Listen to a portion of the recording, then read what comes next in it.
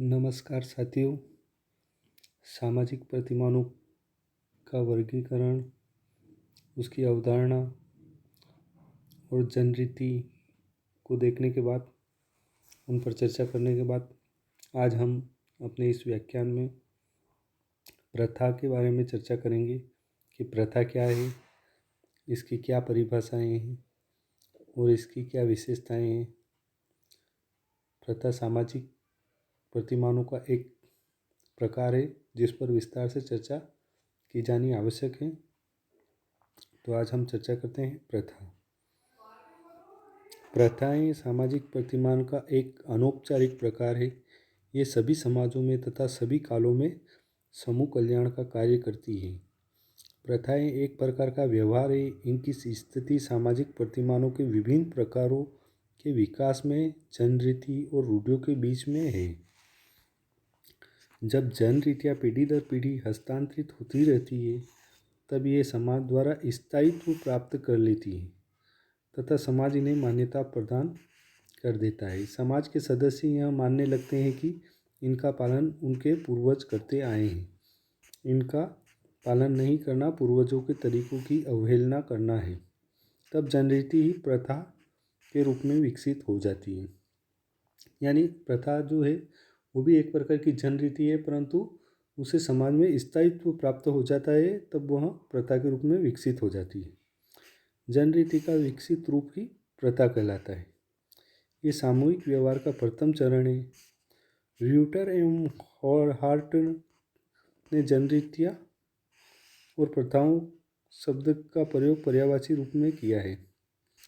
इन्होंने लिखा है कि आदतों में से जिस आदत में एक रूपता विकसित हो जाती है उसे प्रथा या जनरीतियाँ कहते हैं। प्रथाओं को समाजशास्त्री दृष्टिकोण से समझने के लिए इसकी कुछ विशेषताओं, कुछ परिभाषाओं को देखना जरूरी है। हम प्रथा की परिभाषा को देखेंगे। प्रथाओं की मैकाइवर एवं पेज के अनुसार सामाजिक मान्यता प्राप्त व्यवहार ही समाज की प्रथाएं हैं। इसी प्रकार लुंडबर्ग और उनके साथियों ने लिखा है कि प्रथाएं वे जनरीतियाँ हैं जो एक पीढ़ी तक लगातार प्रचलन में रहते हुए औपचारिक मान्यता प्राप्त कर लेती हैं। बोगार्डस का कहना है कि प्रथाएं समूह द्वारा मान्यता प्राप्त नियंत्रण की ऐसी पद्धतियाँ हैं जो इतनी सुदृढ़ हो जाती है कि उन्हें बिना विचार किए ही स्वीकृति दे दी जाती है।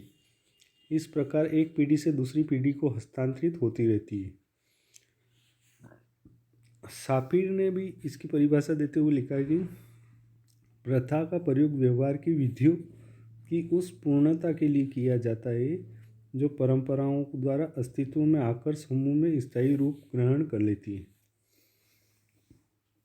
किंग्सले डेविस लिखते हैं, प्रथा शब्द विशेषतया उन व्यवहारों की ओर इशारा करता है जो पीढ़ी दर पीढ़ी होता चला आया है, अथवा प्रथाएं वे व्यवहार हैं जिनका पालन सिर्फ इसलिए किया जाता है कि गुजरे हुए समय में उनका पालन किया गया था।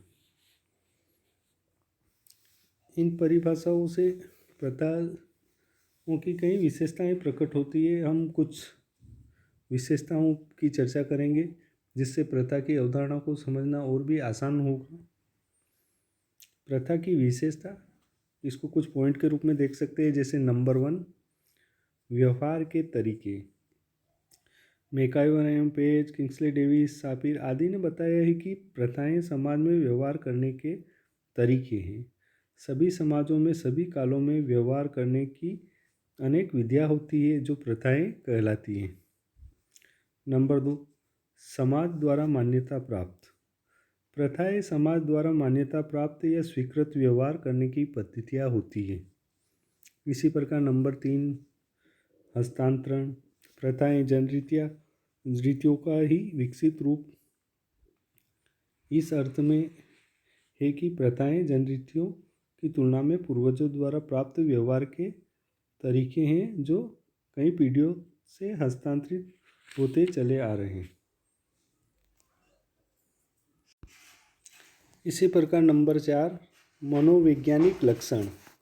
प्रथाओं के संबंध में समाज के सदस्यों की मनोवैज्ञानिक धारणा होती है कि ये व्यवहार करने की वे विधियाँ हैं जो उनके पूर्वजों ने बनाई है तथा इनका पालन नहीं करने पर पूर्वजों की आत्माओं को कष्ट होता है। पूर्वजों द्वारा बनाए गए नियमों का उल्लंघन करना बुरा माना गया है। इसी प्रकार प्रथाओं की पांचवी विशेषता है स्वतः विकास। प्रथाएं जनरीतियों से ही धीरे धीरे स्वतः विकसित होती है। कुछ पीढ़ियों में हस्तांतरित होकर जनरीतियाँ प्रथाएं बन जाती है। आगे चलकर प्रथाएं रूढ़ियों में विकसित हो जाती है। इसी प्रकार नंबर 6 अनौपचारिकता। सामाजिक प्रतिमानों को औपचारिकता के आधार पर दो भागों में बांटा गया है, औपचारिक और अनौपचारिक। प्रथाएं सामाजिक प्रतिमानों के अनौपचारिक प्रकार हैं। कोई भी संगठन इन्हें समाज में लागू नहीं करता। समाज के सदस्य ही ध्यान रखते हैं कि कोई भी व्यक्ति प्रथाओं का उल्लंघन नहीं करे। इसी प्रकार नंबर 7 सामाजिक नियंत्रण के साधन। प्रथाएं सामाजिक नियंत्रण के अनौपचारिक, अलिखित और असंगठित अप्रत्यक्ष साधन है। यह सकारात्मक साधन है। प्रथाएं सामान्यतः उन व्यवहारों पर विशेष आग्रह करती है जो व्यक्ति को करने चाहिए, इसलिए ये केवल सामाजिक नियंत्रण के सकारात्मक साधन है। जब प्रथाओं के साथ नकारात्मकता भी सम्मिलित हो जाती है तब वह रूढ़ि के रूप में विकसित हो जाते हैं। इस प्रकार हमने इस व्याख्यान में प्रथाओं की विशेषता, उनकी परिभाषा की चर्चा की और समझने का प्रयास किया कि प्रथा क्या है। हम अपने अगले व्याख्यान में लोकाचार या रूढ़ियों के बारे में चर्चा करेंगे। इस व्याख्यान में बस इतना ही। धन्यवाद।